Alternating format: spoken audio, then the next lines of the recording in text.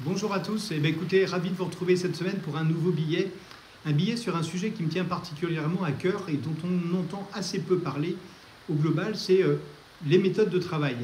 Finalement, on va systématiquement entendre, notamment souvent de la fonction publique, qu'il faut plus de monde, on manque de moyens, il faut rajouter, il faut recruter. Mais assez peu, on va se poser la question sur l'optimisation de son temps, puisqu'aujourd'hui, on est avec des nouveaux logiciels, des nouvelles méthodes de travail normalement qui doivent permettre justement de travailler plus sereinement et de façon plus confortable. Pour qu'une entreprise se développe, finalement, elle a trois axes à travailler. Elle en travaille souvent que deux. Les deux premiers. Le premier, c'est de développer ses ventes.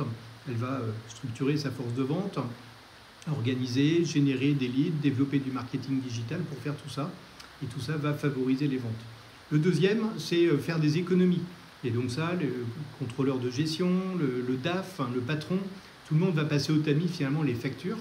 Mais le troisième, qui dans le service représente entre 60 et 70% de nos coûts, donc le coût maximum, et bien finalement très peu de temps vont être consacrés à voir comment on peut améliorer finalement la productivité d'une équipe.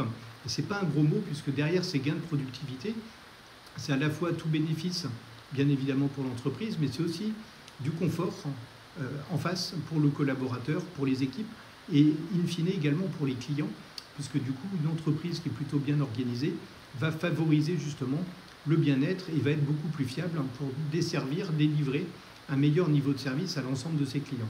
Et quand on analyse, quand un nouveau collaborateur arrive dans une entreprise, finalement on va lui laisser l'ordinateur et puis il va devoir découvrir par lui-même sur quelle messagerie on travaille, sur quel type de logiciel, sur quel outil. Il va devoir se couler finalement dans l'organisation. Est-ce que les réunions vont être très performantes? Est-ce que la gestion du temps qui interfère aussi avec d'autres collègues va être optimum? Pas forcément.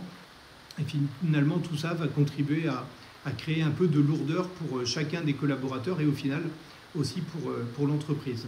Et par retour d'expérience, on voit que ça peut venir finalement de chacun. Chacun a d'abord son propre travail à faire, mais il y a aussi un travail collectif à faire pour justement amener beaucoup de méthodes, et de la méthode unique pour l'entreprise qui va contribuer finalement aussi à développer le bien-être de chacun.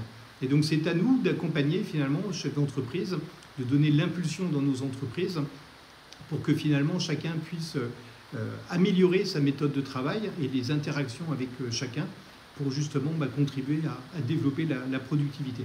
Écoutez, je vous laisse découvrir mon billet en commentaire. N'hésitez pas à liker, à commenter, à enrichir.